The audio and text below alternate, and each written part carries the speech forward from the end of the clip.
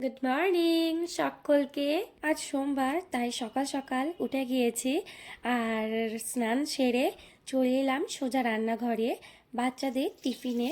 আজ ভেবেছি ওদের পনির বানিয়ে দেব, তাই কড়াইয়ে প্রথমে তেল গরম করে তাতে গোটা গরম মশলা ফোড়ন দিয়ে দিয়েছি কুচনো পেঁয়াজ, আদা, রসুন আর কাঁচা লঙ্কা, আর দিয়েছি একটা টমেটো। সব কিছু লো টু মিডিয়াম ফ্লেমে হালকা করে ভেজে কিছুক্ষণ ঠান্ডা করতে রেখে দিলাম। আর অন্যদিকে মটরশুঁটিটা হালকা সিদ্ধ করে নিলাম, আর তারপর ঠান্ডা জলে কিছুক্ষণ ভেজে রেখে দিয়েছি। আর ততক্ষণে মিক্সচারে মশলাটা তৈরি করে নিলাম, আর তারপর কড়াইয়ে দিয়ে দিলাম 1 চামচ সর্ষের তেল আর 1 চামচ কাশ্মীরি রেড চিলি পাউডার, আর তারপর দিয়ে দিলাম বানিয়ে রাখা মশলাটা, আর সঙ্গে দিলাম মিক্সারে বাটি ধোয়া অল্প জল।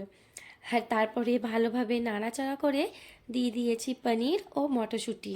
আর আমি যেহেতু মটরশুঁটিগুলো হালকা সেদ্ধ করে ঠান্ডা জলে কিছুক্ষণ ভিজিয়ে রেখেছিলাম, তাই মটরশুঁটিগুলো একদম সবুজ রয়েছে।